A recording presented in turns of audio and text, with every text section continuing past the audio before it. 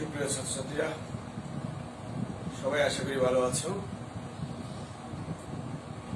আমরা আজকে নতুন টপিক শুরু করব।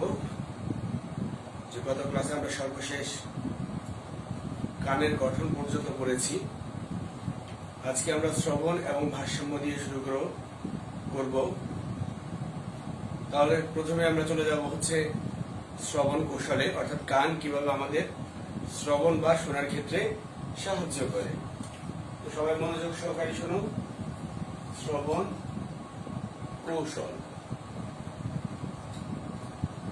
শ্রবণ কৌশলটা কিভাবে সংগঠিত হয় বলা হচ্ছে, কোন একটা শব্দ বাহির থেকে বা বহি পরিবেশ থেকে যখন কানের কিনায় ধাক্কা খেয়ে ভিতরে প্রবেশ করে, ভিতরে বলতে প্রথমে সেটা কর্ণকুহরে প্রবেশ করে, এরপরে সেটি কর্ণপটহে গিয়ে ধাক্কা দেয়। কোথায় গিয়ে ধাক্কা দেয়?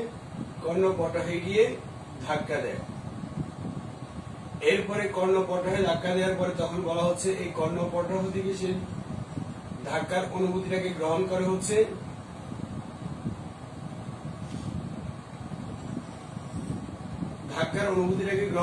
আমরা জানি হচ্ছে কে? মেলিয়াস। মেলিয়াস থেকে যা হচ্ছে ইনকাস, অর্থাৎ এখানে কম্পন সৃষ্টি হয়। এই ইনকাস, মেলিয়াস, এরপর হচ্ছে স্টেপিস, এগুলোতে কম্পন সৃষ্টি হয়।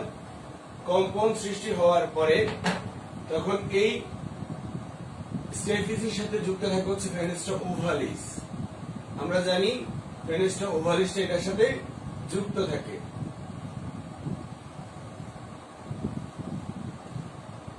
এই ফেনেস্ট্রা ওভালিসের মধ্যে দিয়ে বলা হচ্ছে কি শব্দটা অন্তঃকর্ণে প্রবেশ করবে। শব্দটা কোথায় যায়? অন্তঃকর্ণে প্রবেশ করে। ঠিক আছে, এই অন্তঃকর্ণ প্রবেশ করার পরে বলা হচ্ছে, আমরা জানি অন্তঃকর্ণে কি থাকে?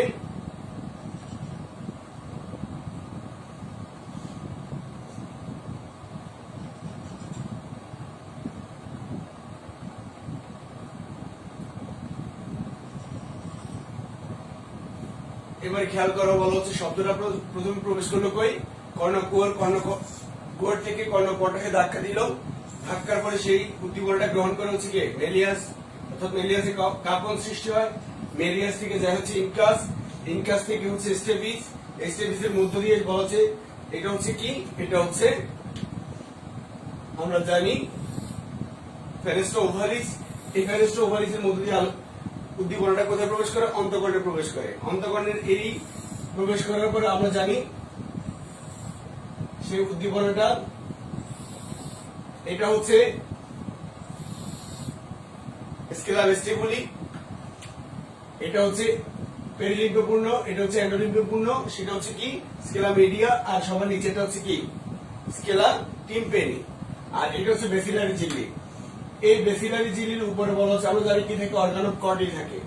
উদ্দীপনা যখন অর্গান অফ কর্টিতে যায় তখন সেখান থেকে এই অর্গান অফ কর্টি থেকে উদ্দীপনাটাকে অডিটরি স্নায়ু গ্রহণ করে। কে গ্রহণ করে? অডিটরি স্নায়ু গ্রহণ করে। এবং গ্রহণ করার পরে সেই অডিটরি স্নায়ুর মাধ্যমে উদ্দীপনাটা কোথায়? মস্তিষ্কে যায়।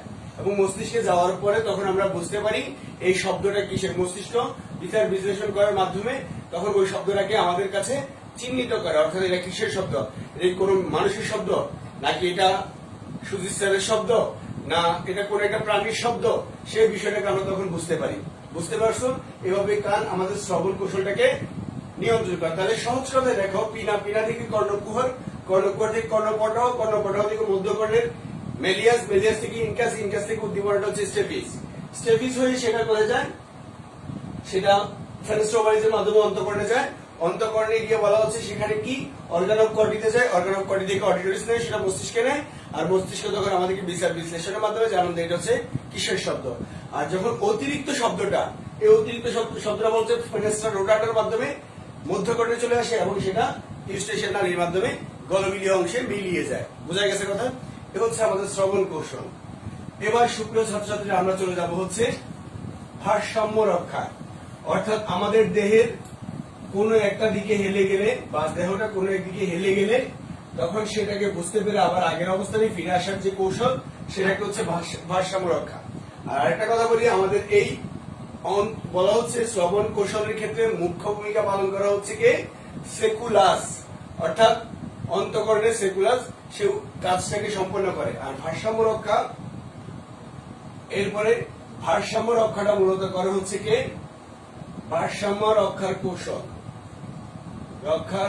কৌশল, এই ভারসাম্যটা মূলত রক্ষা করা হচ্ছে আমাদের অন্তঃকরণের ইউট্রিকুলাস। আমরা জানি অন্তঃকরণের ইউট্রিকুলাসে কি থাকে, অন্তঃকরণের ইউট্রিকুলাসে দুটি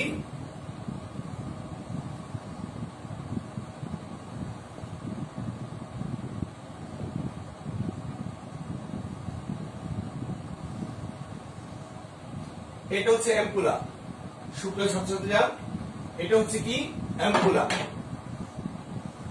এই অ্যাম্পুলার ভিতরে কি থাকে, কপুলা থাকে, ঠিক আছে।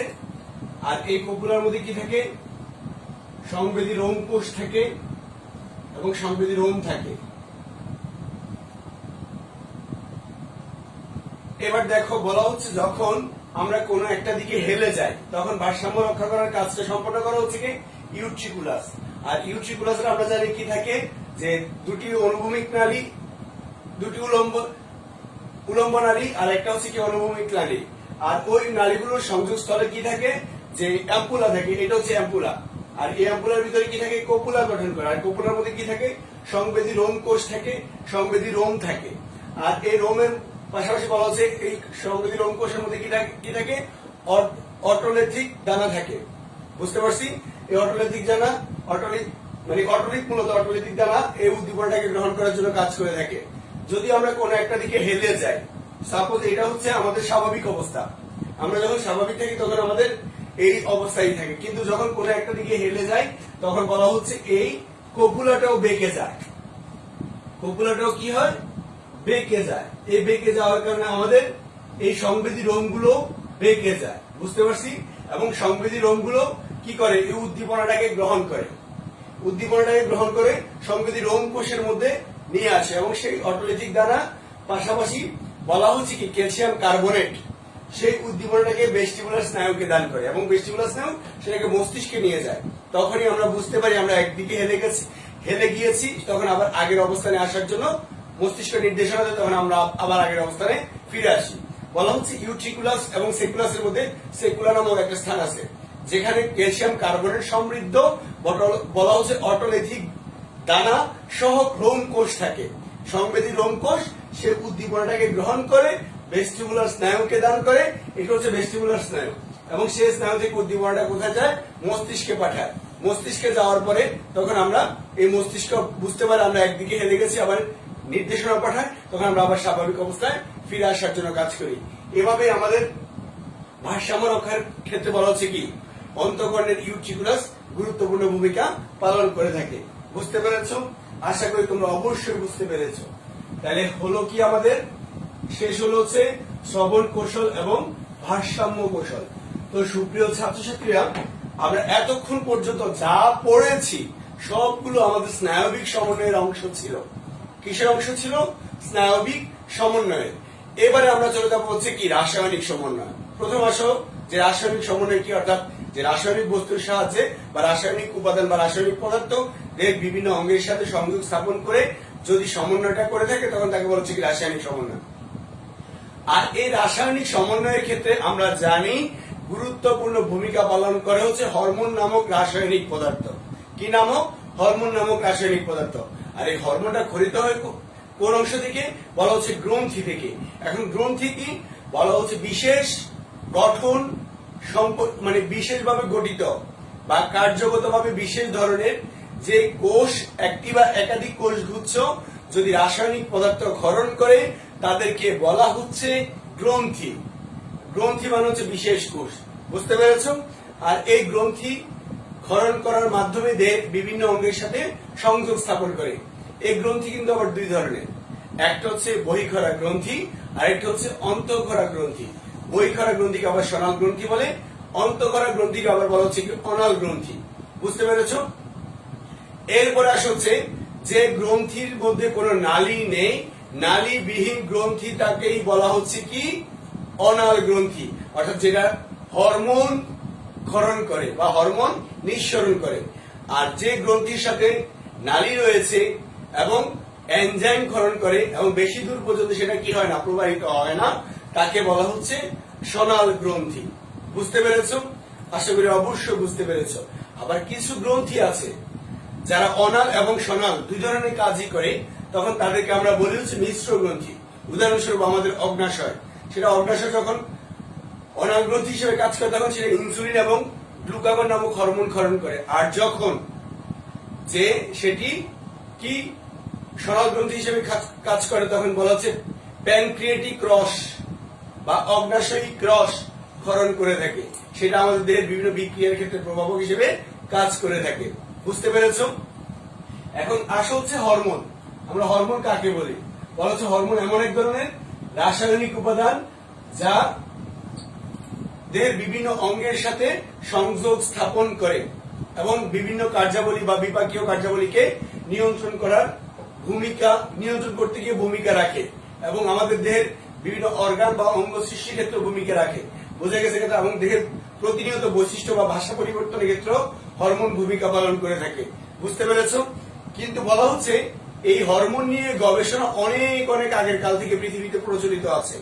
প্রথম বলা হচ্ছে খ্রিস্টপূর্ব 200 সালে বা 200 অব্দে যে চীন দেশে তারা কি মূত্র থেকে যৌন হরমোন এবং যে রাসায়নিক হরমোনটাকে কি করত, গ্রহণ করত। বুঝতে পারছো কথা? এবং সেটা চিকিৎসার ক্ষেত্রে ব্যবহার করত। কিন্তু 1902 সালে বিজ্ঞানী যে উইলিয়াম বেইলিস এবং পাশাপাশি আর্নেস্ট স্টার্লিং তারা সিক্রেটিন নামক যে রাসায়নিক পদার্থ যেটাকে আমরা হরমোন বলি সেটাকে শনাক্ত করেন এবং 1905 সালে সেটার নামকরণ করেন হচ্ছে হরমোন। আর এই হরমোন শব্দটা আসে হচ্ছে গ্রিক শব্দ হরমেও থেকে, যেটার অর্থ হচ্ছে টু এক্সাইট বা উদ্দীপ্ত বা উত্তেজিত হওয়া। বুঝতে পারছি কথা? সেই শব্দ থেকে হরমোনটা সৃষ্টি হয়েছে। বুঝতে পেরেছ? এখন একটা প্রশ্ন আছে, বলা হচ্ছে হরমোনকে রাসায়নিক দূত বলা হয়। আমরা দূত বলতে কি বুঝি? দূত হচ্ছে বার্তাবাহক, অর্থাৎ কোন একটা তথ্যকে বহন করে যারা নিয়ে আসে তাদেরকে আমরা দূত বলি বা বার্তাবাহক বলি। এই হরমোনকে আমাদের দেহের রাসায়নিক দূত বলা হচ্ছে, কারণ হরমোন নালীবিহীন গ্রন্থি থেকে ক্ষরিত হয়ে রক্তের মাধ্যমে বাহিত হয়ে দেহের বিভিন্ন অঙ্গের সাথে সংযোগ স্থাপন করে বলে এই হরমোনটাকে কি বলা হচ্ছে? রাসায়নিক দূত। ঠিক আছে? আজকে আমরা এই রাসায়নিক দূত বা হরমোনের কয়েকটি বৈশিষ্ট্য সম্পর্কে জানবো। বলা হচ্ছে এরা এক ধরনের জৈব ক্ষুদ্র অণু। বুঝতে পেরেছি? নালীবিহীন গ্রন্থি থেকে নিঃসৃত হয় এবং অল্প পরিমাণে থেকে বিক্রিয়া বা ক্রিয়া সংগঠিত করে এবং এদের কার্যকারিতা ধীরে ধীরে সংগঠিত হয়। ভবিষ্যতের জন্য এরা জমা থাকে না। বলা হচ্ছে নালীবিহীন গ্রন্থি থেকে গঠিত হয়। কোন গ্রন্থি থেকে গঠিত হয়? নালীবিহীন গ্রন্থি থেকে গঠিত হয়। আবার একটা গ্রন্থি থেকে একাধিক হরমোন ক্ষরণ হতে পারে এবং এই হরমোন ক্ষরণ হওয়ার ক্ষেত্রে একটা গ্রন্থি গ্রন্থির এক হরমোন আরেকটা হরমোনের উপর নির্ভরশীল নয়। বোঝা গেছে কথা? বলা হচ্ছে বিভিন্ন অঙ্গের সাথে সংযোগ স্থাপন করে এবং বলেছি ভবিষ্যতের জন্য তারা কিনা যে জমা থাকে না।